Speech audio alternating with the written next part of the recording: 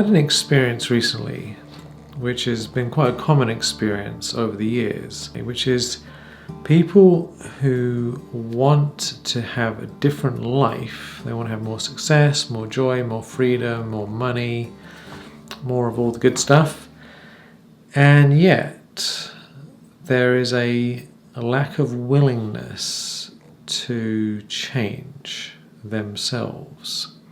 And I experienced this myself in my own life. There's lots of things I want, and then I asked myself, am I actually willing to do the things I need to do in order to get the thing that I want?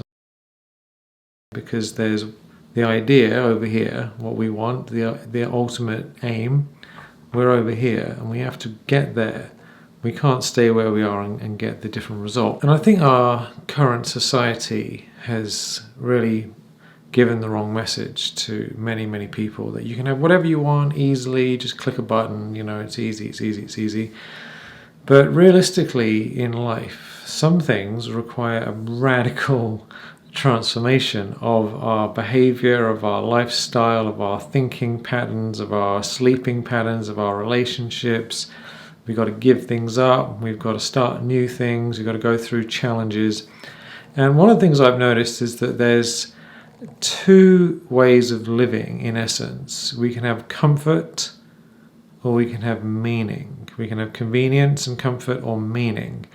And our society promotes comfort and convenience as if like that's the aim of life. As long as you have a comfy, cozy, nice life, all nice and cozy and all like lots of chocolate, then everything's great.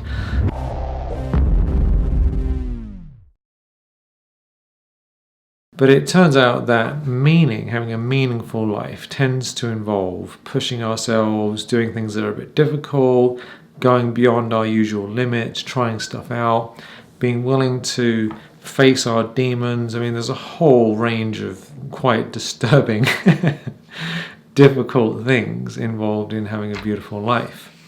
It leads to a lot of joy, it leads to a lot of success, it leads to a lot of wealth, but the process to get there involves these challenging things. So when I talk about comfort versus meaning, and meaning often means not having comfort, what I mean is stuff like this. This is early in the morning and I've just had my wheatgrass, right? I've started growing wheatgrass because it has so many wonderful health benefits. It has tons of chlorophyll, tons of protein, all the amino acids, vitamins, minerals, it's just packed with goodness. But the thing is, growing it is a little bit of a hassle. You have to learn how to do it, you have to buy all the stuff, you have to, soak it and water it and all these things. And drinking it, honestly, I don't find it particularly enjoyable. I don't like the taste of it, but I like the fact that it's given me a lot of health benefits first thing in the morning. So I'm doing something that is uncomfortable. It'd be a lot easier just to not do it and just to stay in bed and just to wake up and eat something tasty. But it's going to give me a lot more benefit, a lot more meaning in my life to have greater health, So I'm making a choice. Would I like comfort or would I like health? And this is what I'm talking about. Most of the time when we do things that are really good for us, it involves some level of discomfort. I'm about to go out on a walk and it's a bit cold outside. It'll be easier just to stay in bed or just sort of sit around. But I know that I'll feel a lot better being outside and experiencing nature and being in my own space and thinking about things and meditating than I would just staying in the house.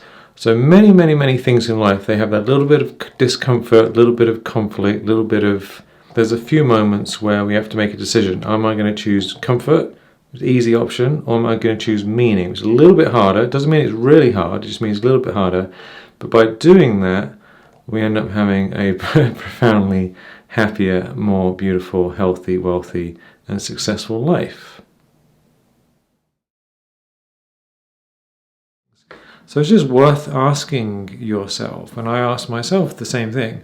Am I willing to face myself, face the challenges, face the issues that are going to come up, definitely, in order to get where I want to go?